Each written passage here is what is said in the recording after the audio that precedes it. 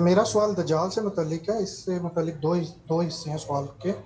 ایک تو یہ آپ نے فرمایا تھا کہ دجال سے متعلق جو روایات ہیں ان کو رویا کے تناظر میں دیکھا جائے تو وہ ٹھیک بات سمجھ آتی ہے، لیکن اس میں ایک صحیح مسلم کی ایک روایت ہے جو صحیح مسلم میں نقل ہوئی ہے، جس میں نبی صلی اللہ علیہ وسلم نے ایک صحابی تمیم داری کا واقعہ بیان کیا جس میں وہ ایک جزیرے میں دجال سے انہوں نے ملاقات کی تھی، جس سے بظاہر ایسے لگتا ہے کہ وہ کوئی ایک جسمانی وجود ہے جو کہ ابھی بھی موجود ہے اور پہلے بھی موجود تھا۔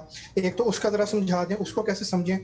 اور دوسرا یہ جو روایات ہیں جس میں کہا گیا ہے کہ سورہ کہف کی پہلی 10 اور آخری 10 آیات پڑھیں تو دجال سے بچاؤ ہوگا، اور اس طرح کی باقی روایات ہیں ان کو کیسے سمجھا جائے، اور اس کا سورہ کہف کا ان سے کیا تعلق ہے دجال سے؟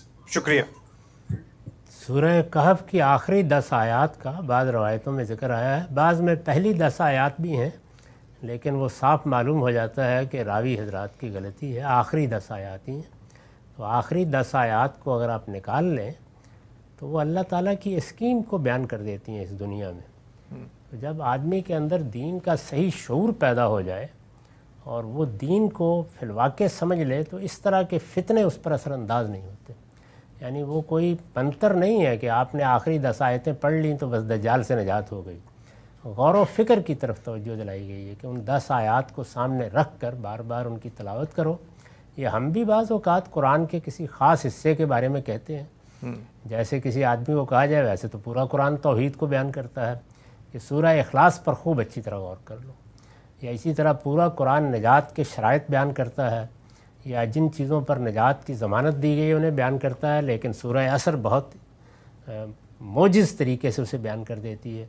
تو اسی طرح وہ سورہ کہف کی آخری آیات اللہ تعالیٰ کا دین کیا ہے، اس سے متعلق ہمارا رویہ کیا ہونا چاہیے، ہمارے اندر اس سے متعلق کن چیزوں کو نشو و نما دینے کی ضرورت ہے، اسے بیان کرتی ہیں۔ تو اس میں جو ایک بنیادی بات حضور نے فرمائی کہ سچا صاحب ایمان دجال کے فتنے سے متاثر نہیں ہوگا۔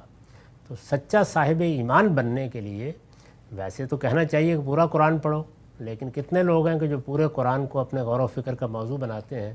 تو حضور بعض اوقات بعض آیات کی طرف توجہ دلا دیتے ہیں، بعض حصوں کی، تو کسی موقع پر یہ بھی کہا ہوگا کہ سورہ کہف کی 10 آیات پیش نظر رکھو۔ تو یہ غور و خوض کرنے، سمجھنے، دین کو جاننے، اس کے اندر اترنے کی دعوت ہے۔ یہ کوئی منتر نہیں ہے اس سے بچنے کے لیے، نہ ایمان لانے کے لیے کبھی کوئی منتر کام آیا ہے، اور نہ کسی فتنے سے بچنے کے لیے۔ علم عقل کی روشنی میں سب چیزیں ہوتی ہیں، اور علم و عقل کو جلا جس چیز سے بخشی جاتی ہے وہ اللہ کی کتاب ہے۔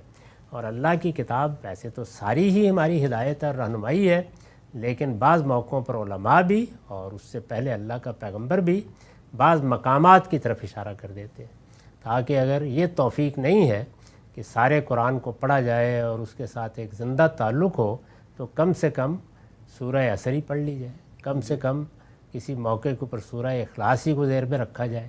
ایسے ہی سورہ کہف کی کوئی آیت، سورہ بقرہ کی آخری آیات دیکھیے، سورہ آل عمران کی، حضور بڑے اہتمام سے نمازوں میں بھی پڑھتے تھے ان کو۔ اسی طرح کا معاملہ سورہ منافقون کی آخری آیات کا ہے۔ تو بعض مقامات ہیں قرآن مجید کے جن سے دین کا کسی نہ کسی معاملے میں بڑا غیر معمولی شعور پیدا ہوتا ہے، زندہ ہو جاتا ہے انسان۔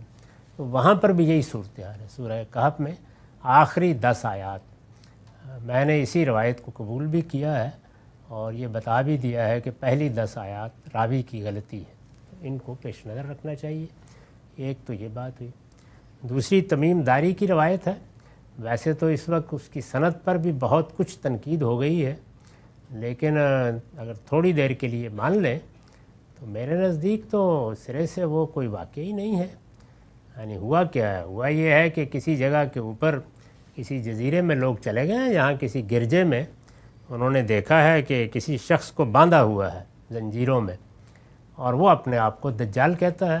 اس طرح کے پاگل اور مجذوب دنیا میں بہت جگہوں پر آپ کو دکھا دیے جا سکتے ہیں۔ تو اس طرح کے کسی ذہنی اختلال میں مبتلا شخص سے ملاقات ہوئی ہے جس کو ایک واقعہ مان لیا اور کچھ بھی نہیں ہے۔